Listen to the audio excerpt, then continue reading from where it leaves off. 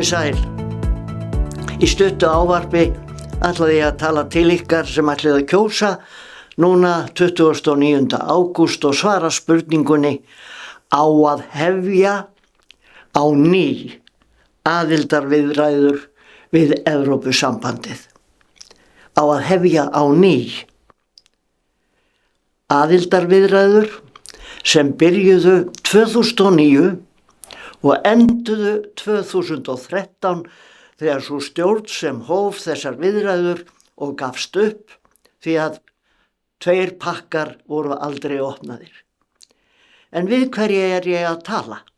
Ykkur sem viljið hlusta, ég tel að þetta séu 4 hópar sem í dag eru nokkurn veginn ákveðnir að segja já við spurningunni, að segja nei, en svo það svo sérkennilegt að allstór hópur ætlar að segja já við að sjá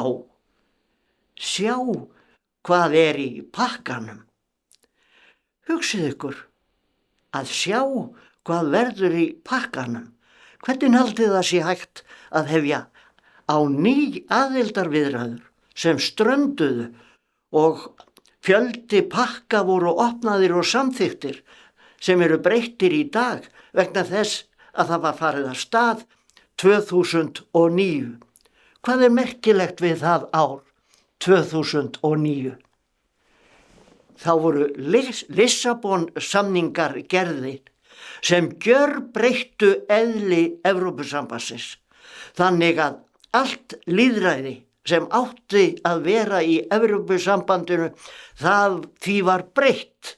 Þannig að það er engin eðlileg afgreiðsla með lýðræðislegum hætti í þessum samtökum í dag.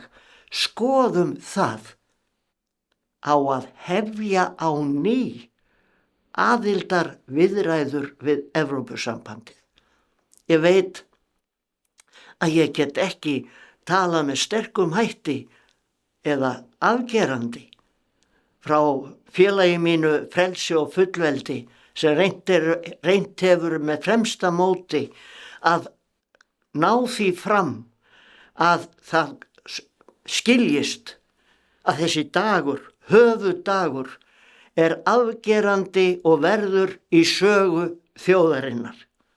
Vegna þess að ef já verður samþykkt, þá hefst þessi ganga sem verður undir forystu utanríkisráðherra sem hefur sýnt af sér að hún er þegar byrjuð að semja þessa aðlögun sem hún trúir vafalaust sjálf að náist fram. Það eru pakkarnir 2, landbúnaðarmálin og sjávarútvegsmálin, sem að Össur á sínum tíma gafst gjörsamlega upp við að ná fram og það hefur ekkert breyst nema með þeim hætti að það verður enn erfiðara í dag að ná nokkurri niðurstöðu þar. En það er lagt upp með því að það séu rauð strik. Það er lagt upp með því að forsætisráðherra að það verði harðir samningar og það verði ekki neitt auðveldlega gefið eftir sem verði sett fram. Hvaða rauðu strik eru þetta? Hvaða möguleiki er að tala við Evrópusamband með öll ríkin sem þurfa að samþykkja hvern pakka fyrir sig? Hverjir er að bíða eftir því að ná samningum við okkur á hvaða forsendum? Hvað öll ríkin sem hafa beðið í mörg ár að komast inn í Evrópusambandið? Hvers vegna vill Evrópusambandið leggja allt undir að geta náð okkur inn? Hvers vegna? Þeir sjá möguleika á því að opna veiðar í landhelginni frá 12 mílum til 200 mílna. Þeir sjá möguleika í því að geta náði rafmagn frá Íslandi með aukinni rafvæðingu, að ég tala ekki vindmyllurnar allar sem á að reisa upp. Ég sé fyrir mér að þessi spurning á að hefja aðildarviðræður á ný. við Evrópusambandið. Hvernig var lagt af stað með þessa spurningu frá Alþingi Íslendinga? Það þingsályktunartillaga.